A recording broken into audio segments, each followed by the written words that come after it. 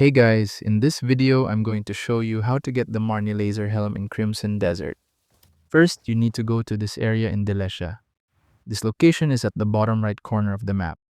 This is a huge camp with difficult enemies, so you might attempt this a few times to get the gear. Now you can skip most of the enemies just by running directly at the location where we'll get the gear. Now follow along my path and observe.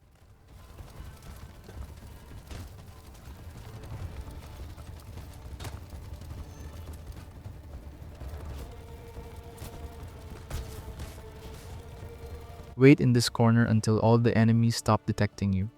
If the small fly robots checks this area, just kill them with bows.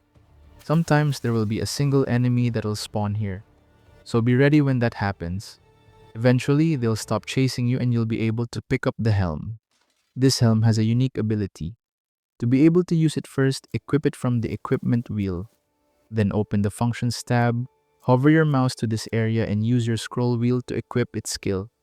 To use it, simply press B and aim at the enemies. It'll automatically mark the targets and fire a laser afterwards.